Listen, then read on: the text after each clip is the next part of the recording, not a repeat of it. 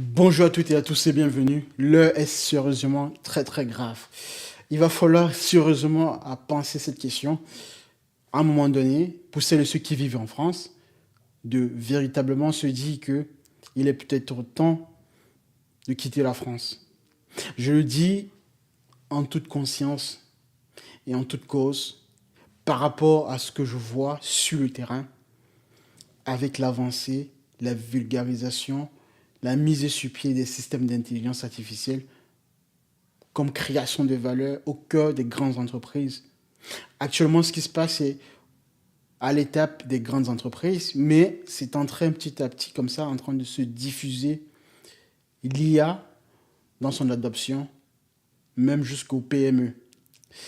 Cela va avoir pour conséquence, pour un pays comme la France, pour celles et ceux qui vivent en France, français ou pas, peu importe, à partir du moment où vous vivez en France, vous résidez en France, vous allez constater au fur et à mesure des années, je pense, et je suis sérieusement très au point là-dessus, enfin, très affirmatif sur cette question qu'il va y avoir en France des crises sociales beaucoup plus graves que ce qu'on a connu par le passé, les gilets jaunes, etc. Pourquoi? Parce qu'en fait, c'est très simple à comprendre, malheureusement, mais les mesures ne sont pas prises par le gouvernement, par l'État. Alors, pour expliquer les choses de manière très simple, dans un système capitaliste, d'accord, les choses sont binaires. Vous êtes soit un salarié, soit un chômeur, un cotisant ou quelqu'un qui se retrouve à toucher des aides. Vous avez l'État au milieu entre ces deux individus et les entreprises. L'État, justement, qu'est-ce qu'il fait? Son rôle, c'est d'administrer tout ce beau monde. À travers quoi? Les salariés travaillent dans les entreprises, créent de la valeur au cœur des entreprises. L'État prélève une part de cette création de valeur et distribue cette part en question entre tous ses citoyens et lui-même en s'administrant par sa gestion, etc. Le problème avec la France, avec un pays comme la France, c'est ici maintenant, c'est que les entreprises, les grandes entreprises, pour l'instant c'est ce qui se passe, les grandes entreprises sont en train d'adopter l'IA au cœur de leur processus, d'accord, d'industrialisation, de création de valeur, ce qui a pour conséquence de tuer un bon nombre d'emplois. C'est-à-dire que donc il y a une réduction des effectifs des entreprises. Et là où, par exemple, une entreprise prenait 20 salariés pour effectuer une tâche, maintenant il suffit d'avoir un seul salarié parce que l'intelligence artificielle a été déployée. Ce qui veut donc dire quoi? Ce qui veut donc dire que nous allons avoir ici, au niveau des salariés et des chômeurs, beaucoup plus de chômeurs par rapport à avant. Donc, moins de salariés, plus de chômeurs, moins de cotisants et plus de personnes qui touchent des aides, CAF, RSA, etc. L'État, qu'est-ce qu'il lui fait?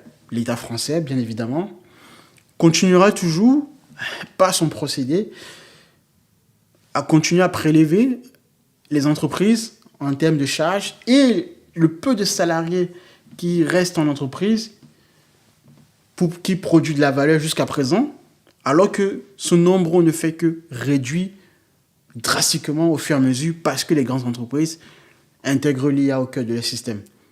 Ce qui va pousser quoi? Ce qui va pousser évidemment les entreprises en question qui intègrent l'IA à produire de la valeur ailleurs, à délocaliser. L'État, lui, tant qu'il ne change pas, donc s'il ne change pas radicalement jusqu'ici, comme c'est le cas que l'on constate, sa manière de s'administrer, un État de plus en plus obèse, avec des ministres qui touchent des pensions à vie, des députés, etc. Vous allez toujours avoir cet État qui va continuer toujours à procéder de la même manière en taxant les entreprises en question et en taxant le peu de salariés qui restent en fait pour produire de la valeur en France. Conséquence donc, avec le fait que l'IA va être de plus en plus déployée au cœur des entreprises, vous allez avoir ici une quantité de chômeurs qui vont se retrouver au chômage Sauf que le problème, à un moment donné, c'est que cette quantité de chômeurs, à un moment donné, il n'y aura plus assez d'argent pour l'État lui-même, en plus de s'administrer et de partager le peu d'argent au reste de la masse quantité de chômeurs en question. Ce qui aura pour conséquence, évidemment, de créer des crises sociales au cœur de la société française. Voilà ce qui est en train de se passer, ce que l'on ne vous dit pas actuellement. Pour l'instant, c'est peut-être encore un tout petit peu caché parce qu'on est encore au cœur des grandes entreprises, des big tech américaines, mondiales évidemment. Mais ce schéma est en train de se diffuser comme ça au fur et à mesure jusqu'aux petites entreprises, PME et tout le reste. C'est lorsqu'on aura atteint le tissu justement des PME, puisque en France, on sait très bien que c'est ce tissu qui crée réellement beaucoup, sur lequel repose le plus de valeur dans la société.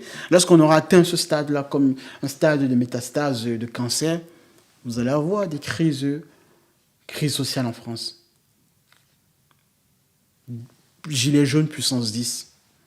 Pourquoi? Parce que, comme je vous ai décrit, l'IA est en train d'être déployée, réduction des effectifs, réduction des cotisants, un État qui continue toujours à taxer comme avant les entreprises et les salariés, le très peu de salariés qui restera, et d'autant plus, même parmi ceux qui resteront, une partie également va quitter la France. C'est ce qui est en train de se passer. Bien sûr que pour des emplois qui ont été remplacés par l'IA, il y aura une certaine création d'emplois. Toute la question maintenant est de savoir, est-ce qu'il y aura beaucoup plus de destruction que de création? À l'état avec lequel nous nous trouvons actuellement, on constate bien qu'il y a beaucoup plus de destruction que de création.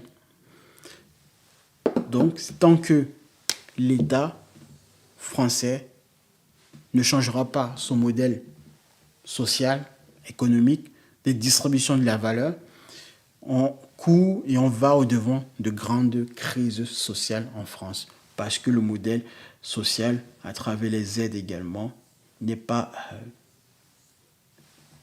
remis en cause. Et ces personnes ici au chômage ne sont pas soit formées, assez qualifiées, ou ne sont pas incitées à aller travailler rapidement pour renflouer les effectifs des entreprises et donc par conséquent avoir plus de personnes qui vont cotiser. C'est ce qui est en train de se passer malheureusement. Donc, après, libre à vous d'avoir votre conclusion, mais je viens de vous expliquer ce qui est en train de se passer, que l'on ne voit pas, que l'on ne met pas en avant, que les médias, justement, et l'État lui-même ne vous expliquent pas, mais il n'y a plus rien dans les caisses parce que voilà réellement ce qui est en train de se passer. Restez concentrés, on se retrouve la prochaine. Formez-vous à l'IA, bien évidemment, que l'État ne pourra pas empêcher le fait que les entreprises innovent en utilisant l'intelligence artificielle. On n'arrête pas le progrès dans une société capitaliste, dans une société où la première valeur, c'est de créer justement un produit beaucoup plus innovant avec une rapidité d'exécution. Et l'IA aujourd'hui, pour les entreprises, pour toute personne, est un levier de rapidité, d'exécution rapide pour créer de la valeur. Si je ne suis pas content, je vais délocaliser ailleurs et tu ne pourras rien y faire.